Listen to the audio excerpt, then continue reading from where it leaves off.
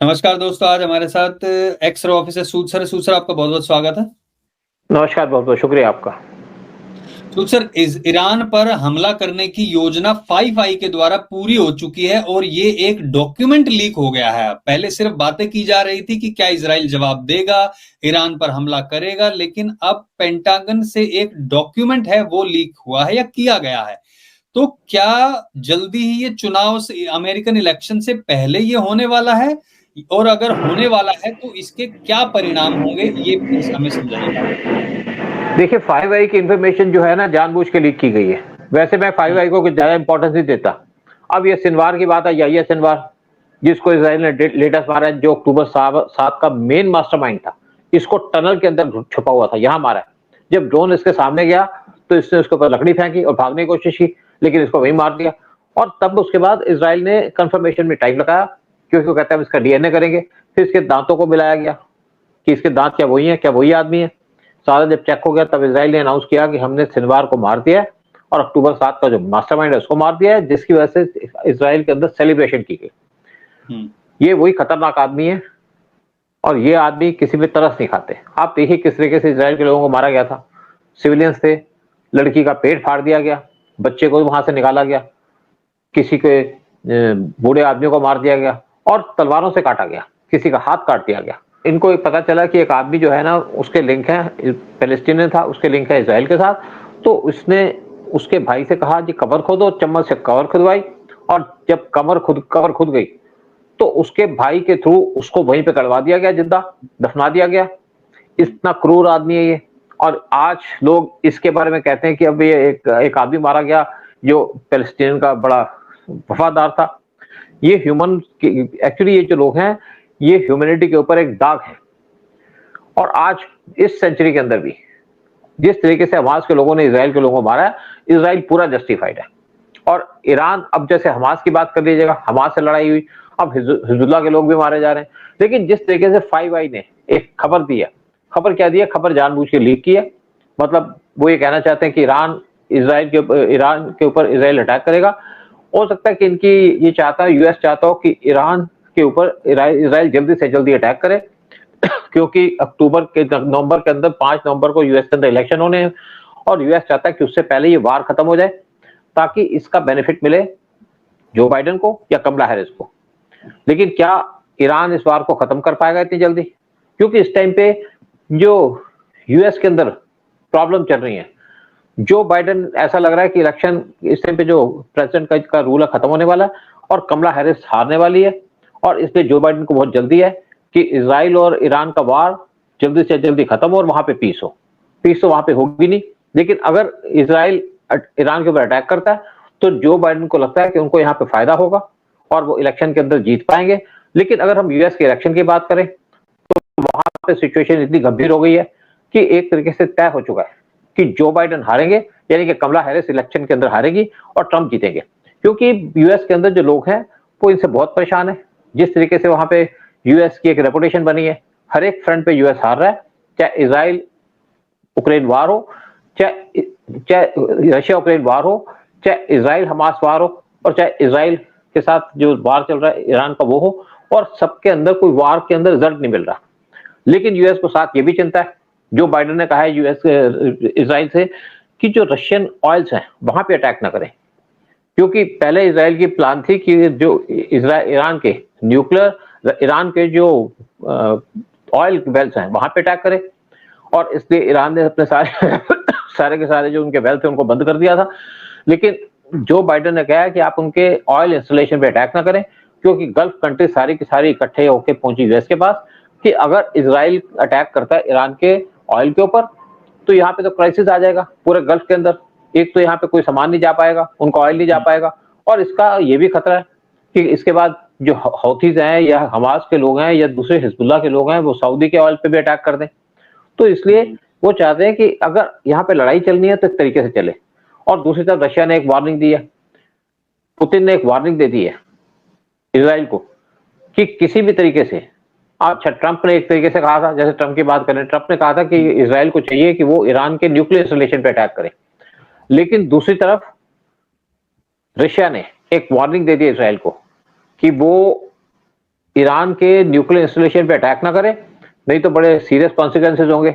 और ये लगता है कि अगर इजराइल ने ईरान के न्यूक्लियर इंस्टॉलेशन पे अटैक किया तो न्यूक्लियर वार स्टार्ट हो सकता है, और इसलिए यूएस यहाँ पे रशिया डायरेक्टली इन्वॉल्व हो सकता है इस वार के अंदर। वैसे रशिया ईरान को बहुत से इक्विपमेंट भेज रहा है, मिसाइलें भेज रहा है, लॉन्ग रेंज मिसाइलें भेजी है उसने, और अपने जो डिफेंस सिस्टम है वो भी यहाँ पे इंस्टॉल किए हैं। लेकिन आजकल देखा गया जो डिफेंस सिस्टम है वो इतने इफेक्टिव नहीं है। इवन इसराइल का जो डिफेंस सिस्टम है वो भी इतना इफेक्टिव नहीं है। जब वहां पे धड़ाधड़ मिसाइलें फेंकी जाती हैं, तो इस टाइम पे ऐसी सिचुएशन आ रही है कि जिस तरीके से 5i ने एक इंडिकेशन दी है, मुझे नहीं लगता कि 5i के पास इंफॉर्मेशन होगी, लेकिन उन्होंने एक इंडिकेशन दे दी इजराइल को कि इजराइल इस टाइम पे ईरान पे अटैक करने वाला है, और ये एक तरीके से इनडायरेक्ट इजराइल को इंडिकेशन दी है कि ईरान के ऊपर अटैक कर दो, क्योंकि यूएस को इसलिए चिंता है कि उनकी पॉपुलैरिटी, जो बाइडेन की पॉपुलैरिटी यूएस के अंदर बहुत ज्यादा नीचे आ चुकी है, और ये चाहते हैं कि वार जल्दी जल्दी खत्म हो ताकि वो इलेक्शन में जीत पाए, क्योंकि ट्रंप इस टाइम पे यूएस के इलेक्शन के अंदर बहुत आगे चल रहे हैं और कमला हैरिस पीछे चल रही है, क्योंकि यूएस के अंदर जो लोग हैं वो बहुत ज्यादा तंग आ चुके हैं ट्रंप की जो गवर्नमेंट है उससे, क्योंकि वो किसी तरीके से सिचुएशन को कंट्रोल नहीं कर पा रही पूरे वर्ल्ड के अंदर। ना तो यूक्रेन और रशिया का वार खत्म कर पा रहे हैं, ना रशिया को डिफीट कर पा रहे हैं, ना जो गल्फ के अंदर वार स्टार्ट हुआ है उसका कोई कंक्लूजन आ रहा है। तो इसलिए वहां की जनता बहुत ज्यादा परेशान है, पूरा वर्ल्ड इस टाइम पे यूएस से बहुत ज्यादा परेशान है, यूएस के एटीट्यूड से, यूएस के जो पॉलिसीज हैं।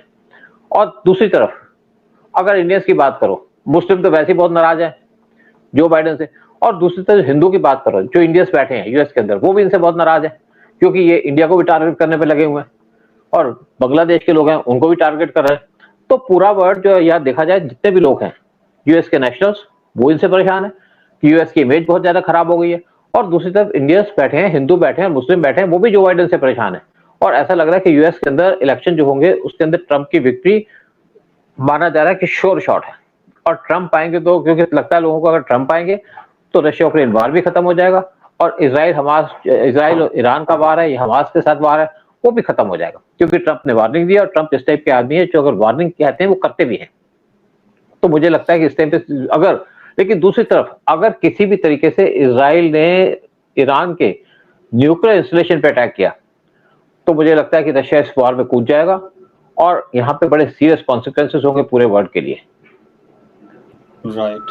अच्छा सूद सर, अभी जो पीएम नेतान्याहू के घर पर भी हमला किया, उनके वहां पर जो वो थे नहीं वैसे, तो ये हिजबुल्लाह ने उसकी जिम्मेदारी ली है, और आपने बताया कि इतने प्रभावी नहीं है, जो भी इनके उपकरण भी है जैसे डोम भी है वो है, लेकिन 100% नहीं हो सकता है।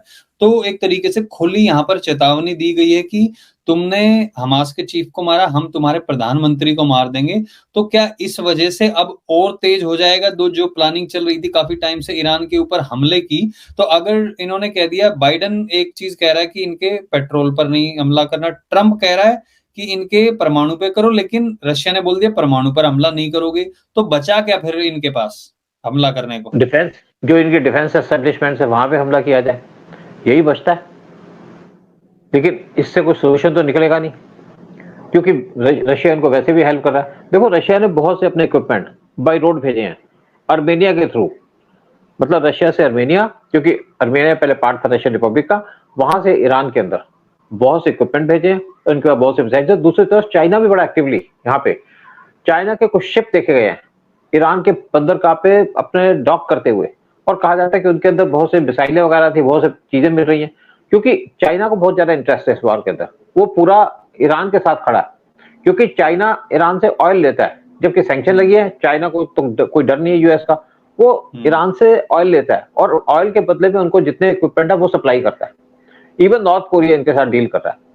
तो मुझे लगता है कि यहाँ पे जो वार चल रहा है, अगर ये जल्दी ना कंट्रोल किया गया, वैसे बहुत देर हो चुकी है, तो हमें तो मेन इंटरेस्ट है कि क्या होगा यूएस के अंदर, कि ट्रंप हारे, और यहाँ पे कि ट्रंप जीते और जो बाइडेन हारे।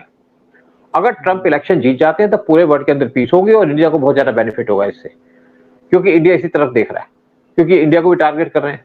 पहले बांग्लादेश को टारगेट किया इंडिया को नुकसान पहुंचाने पे, फिर इंडिया को भी टारगेट करें, कभी पन्नू के ऊपर, कभी निज्जर के ऊपर, कभी कुछ, कभी 5i के रेफरेंस दे करके। तो मुझे लगता है कि जो वार, जो सिचुएशन चल रही है ईरान इजराइल वार की, ये लंबा चलेगा।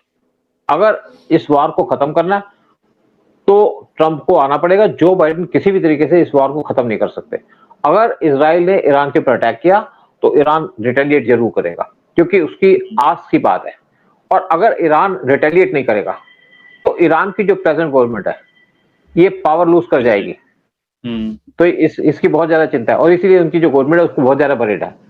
और ईरान को अटैक तो करना ही पड़ेगा। देखा जाए तो ईरान के साथ तो हिजबुल्लाह भी है, हूथीज भी हैं, और मुझे लगता है कि अगर ईरान के ऊपर अटैक हुआ तो पेट्रोल के प्राइसेस बहुत ज्यादा ऊपर आ जाएंगे, चाहे उनके ऑयल इंस्टॉलेशन पे, चाहे उनके डिफेंस इंस्टॉलेशन पे। पूरा जो ऑयल निकलता है तो वो ईरान के पास होकर के निकलता है, जो गल्फ से ऑयल जाता है, और इसके पूरे वर्ल्ड के ऊपर इम्पैक्ट होगा। ट्रेड बंद हो जाएगी, ऑयल की सप्लाई बंद हो जाएगी, ऑयल के प्राइसेस बढ़ेंगे, बाकी चीजों के एसेंशियल चीजों के प्राइसेस बढ़ेंगे, तो जो छोटी छोटी कंट्री वैसे ही बर्बाद हो जाएंगी, और सारा का सारा जो क्रेडिट जाएगा इस वार का, वो जाएगा या जो अमेरिका को, उसको धक्का लगेगा। तो अमेरिका इसलिए चिंतित है कि वार जल्दी खत्म हो, क्योंकि अब इजराइल ने तो ठान लिया कि मुझे तो हिजबुल्लाह भी खत्म करना है, हमास को भी खत्म करना है। ये इजराइल के सर्वाइवल की बात है, और नेतन्याहू इस टाइम पे पीछे हट नहीं सकते। अगर आज पीछे हटेंगे तो कल दोबारा बीच में अभी छोड़ के अगर चले गए तो फिर हिजबुल्लाह वहां से हमला करता रहेगा। वो ये तो बोल देंगे वहां से वो बंद करेंगे नहीं करेंगे, वो तो मिलिटेंट है, वो तो किसी तरीके से अपने छोटे छोटे ग्रुप में करते हैं। वो कोई एक कंट्री हो तो कंट्री को एक बार में तबाह करके खत्म करे, जैसा आपने पहले भी वीडियो में बताया था। तो ये छोटे छोटे ग्रुप है, इनको तो ऐसे किया जाएगा ना। अच्छा, दूसरी एक और बात है कि इजराइल पहले प्लान कर रहा था ईरान के न्यूक्लियर इंस्टॉलेशन पे अटैक करने की।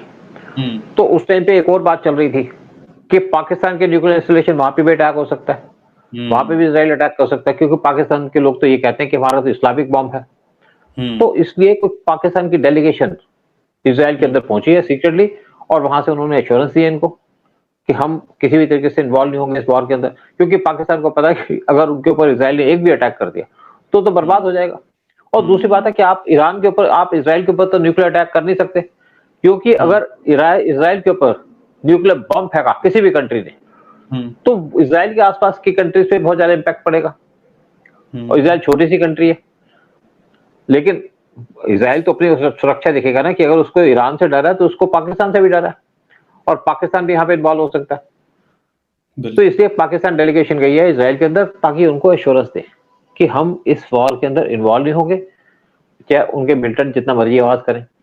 लेकिन मेन इश्यू आता है कि अब क्या अटैक होगा, जैसे 5i ने कहा है, क्या इजराइल ईरान के ऊपर अटैक करेगा, क्या इजराइल ईरान के ऑयल पे अटैक करेगा, क्या इजराइल उनके न्यूक्लियर इंस्टॉलेशन पे अटैक करेगा, क्या इजराइल उनके मिलिट्री इंस्टॉलेशन पे अटैक करेगा, क्या उनकी जो पॉपुलेशन है उस पर अटैक करेगा।